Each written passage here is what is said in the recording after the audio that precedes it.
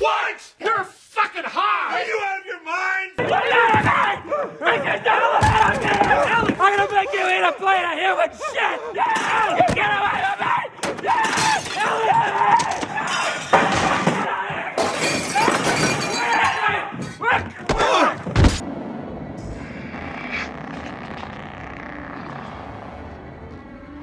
All right. We're gonna do it the scanner way. I'm gonna suck your brain dry. I must break you. I'm gonna pull the whole thing down.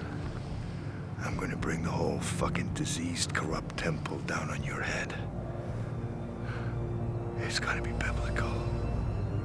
What does that mean? It means buckle your seatbelt, Dorothy, because Kansas is going bye-bye.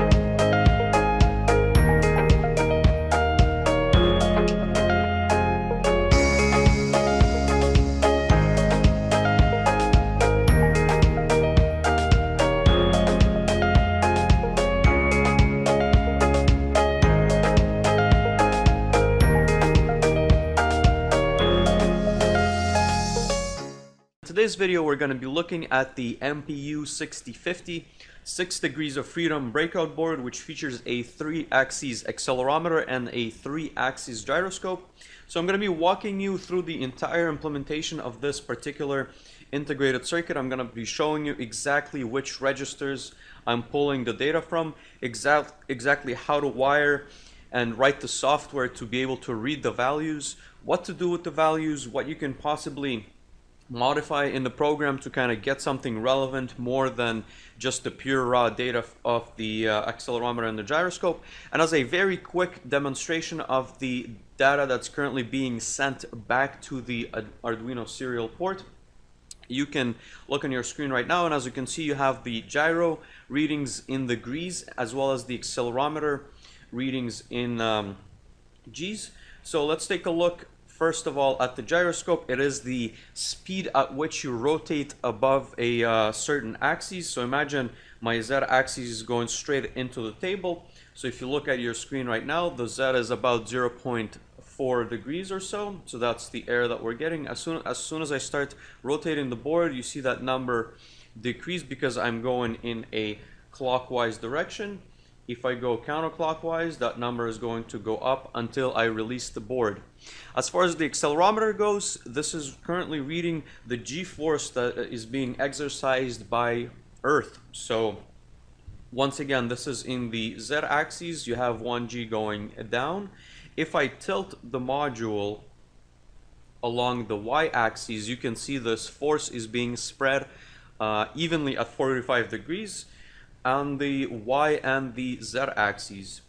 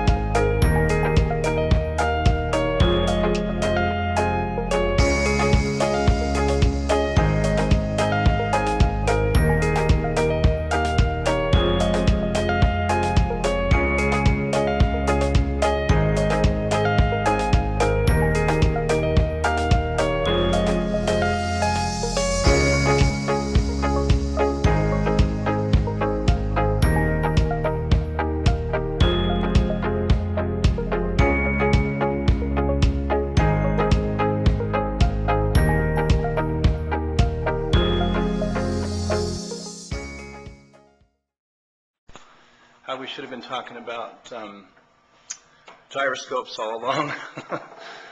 Well, the thing the accelerometer picks up that's causing the issue is gravity. And so you come up with an accelerometer that's giving you one bit of data, and you've sort of got two unknowns. You've got one, which way is the gravity vector pointing, and two, which way is this thing accelerating. Now fundamentally we can make some assumptions that when you're starting out at thrust, this thing isn't moving. And then you can say, okay, gravity's down. We measure a little bit of acceleration incrementally. All right, we know we moved this way a little bit, so we can assume that gravity's pointing down this way. Now we go a little bit farther. All right, we know we moved it a little bit farther. Gravity's now this way. But you've got a little bit of tolerance on each of those measurements, and so as you go along, your gravity vector is getting less and less accurate over time, and so your readings are getting less and less accurate. What the gyro does is it just looks at angular rate. So sitting here, you're getting a 0. As soon as you move, you don't have to worry about the gravity vector. All you see is that you've changed an angle, and that gives you a lot more accuracy. Another problem with the accelerometer is that if it's positioned here, and we make a motion, we know the distance between the accelerometer and the pivot point approximately. And so we can tell how far our angle went. If we are doing something where the device is positioned like this and we're thrusting, now the distance is changing, and our angular measurement is becoming much more complicated. We have to know how far we thrust, as well as how much force has been applied. Where with the gyro, it doesn't really matter where the gyro is in the device. Tilt is tilt, and it gives us a result.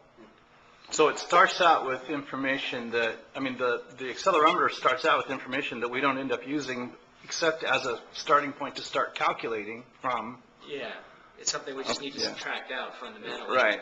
And it creates inaccuracies over the long run.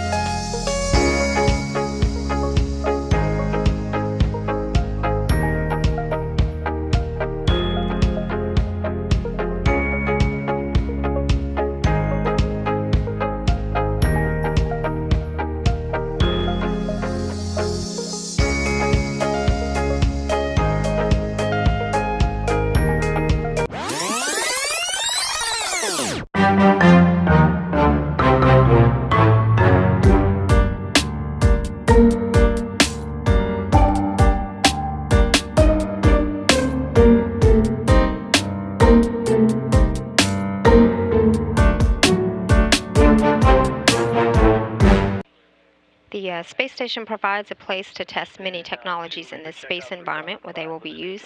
Lori Meggs with the station's Payload Operations Integration Center at the Marshall Space Flight Center in Huntsville spoke with Chris Provencher, a project manager with Ames Research Center. He described how his team on the ground controls the flight of robotic satellites on the station using a smartphone, similar to the ones many of us use every day.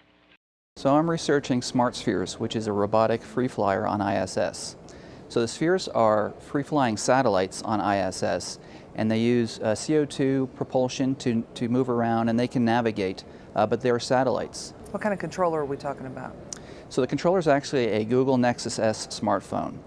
So by connecting that smartphone to the satellite, we can use the Wi-Fi on the phone to communicate with the satellite via the LAN that's on board ISS. We can use the processors that are on the phone to control where the satellite goes and what it does. We can use the camera on the phone for vision, and there are other sensors on the phone that we can use as well. So you send communication from the ground? You call the phone? How does that work? Right, so a ground controller can communicate to the smartphone and tell the smartphone where to send the sphere. So that's how we control where this free flyer goes and what it does. Have you had any results thus far? Yes, so in December of 2012, we did do a demonstration where a ground controller in the Mission Control Center in Houston controlled the smart spheres to perform a mobile camera task. So he was able to uplink commands to the smart spheres to tell it where to go and where to take imagery. And he was able to not only run some autonomous plans that the smart spheres ran, but he was also able to interrupt the plans and take over manual control of the smart spheres. So it was very successful. What did we learn from that? Well, we learned that we can control a robotic free flyer from the ground under the supervision of a ground controller. The crew only has a limited amount of time on station, and a lot of that time is spent doing maintenance and housekeeping types of activities, to include moving cameras around and also doing other types of environmental surveys, such as taking noise level readings, radiation level readings, other things to make sure that the station is safe. But if we can offload those tasks to a robot, that will free up time for the crew to spend more time working on science. And that's what's important to us. That's what's important. Why is the space station an ideal place to conduct this kind of research? Well, there are a couple of reasons we want to do this on ISS. First, the ISS is the ideal test bed for working in microgravity with free flyers. And secondly, since we want these robotic free flyers to be deployed on the space station, we're actually doing our testing in the operational environment. The Smart Spheres is a prototype for a future free-flying robotic system. By using the smartphone, it allows us to control the spheres and to demonstrate the activities of a free-flying camera or a free-flying sensor. And so the lessons that we get from these tests will inform us on how to build the future system.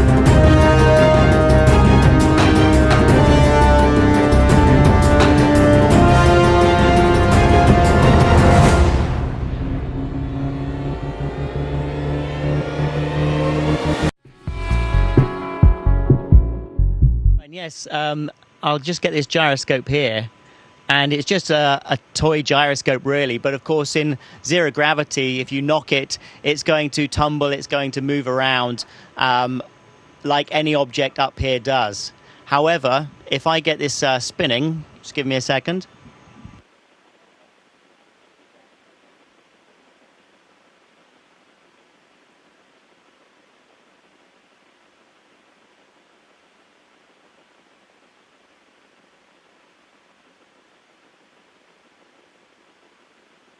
So once the gyroscope is spinning, you can just see how stable it becomes. And however I knock it, it's not going to change its plane. It's going to remain in the same plane. I can put it physically into a different plane and tap it again, but it will still hold that same plane, and it's much more stable. So it just gives you an idea of how we use spin stabilization and gyro stabilization for control on board the International Space Station.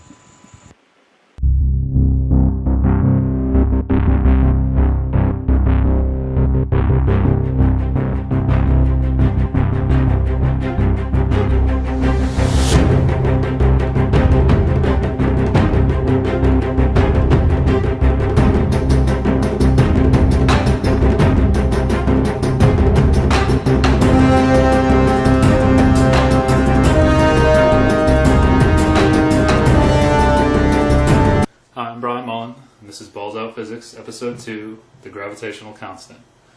When I first discovered Flat Earth theory, I thought I could debunk it right away. But the problem was I couldn't. I realized that there were some very good points being brought up by the Flat Earth community, and that's why I started this series, because I'm really asking for help here. I can't explain these things, and I've got a pretty strong physics background. I took 2 physics courses in high school and then a bunch in college to get my degree, and maybe I'm missing something, maybe I'm not. But one of my favorite sayings in the engineering world is, you learn 10 times more from your mistakes than you do from your success. This is what we always tell rookie engineers. This is what they told me. Don't worry about making mistakes. Don't worry about being wrong. Because when you are wrong or you do make a mistake, you want to find out why. And on the way to finding out why, you learn a ton. So never be afraid to be wrong, because you can learn from it. And no one on this earth who has ever lived on this earth has ever been right all the time. All the time. It's never going to happen, and it's never happened. So accept it. Learn from it. So anyway, this episode is mainly about gravity, but it's about the gravitational constant in the gravity equation. However, to get there, we need to start with some basic physics.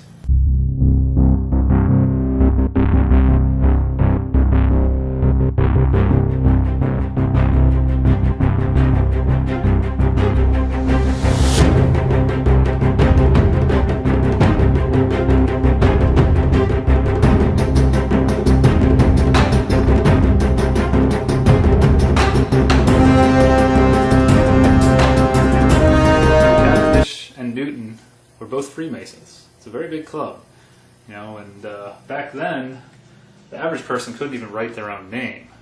So people slowly were introduced to the sciences. More and more people were introduced to the sciences over the years, and it wasn't just the wealthy people over the years. And I know there's a symbol out there that a lot of people have been trying to figure out. It looks something like this.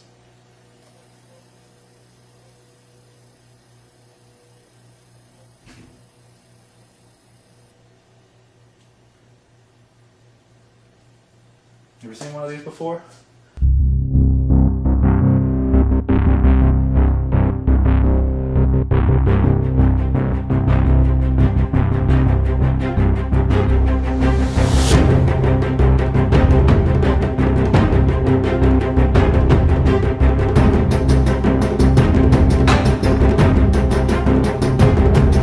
Get to the goddamn point. What's the point, man? There's no reason. Here's my point, dude. There's no fucking reason why these Yeah, Walter, what's your point? Huh?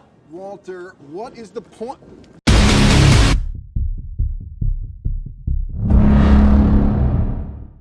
You push that button.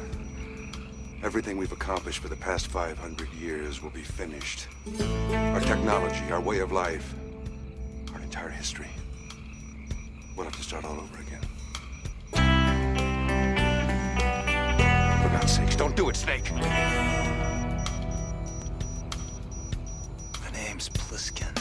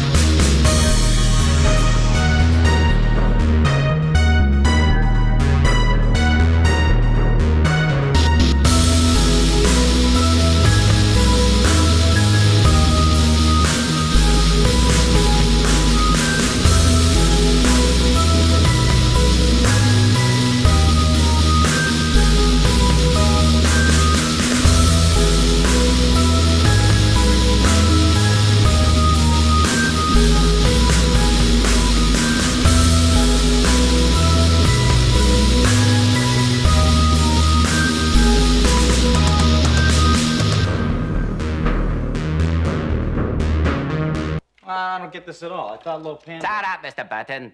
You are not brought upon this world to get it.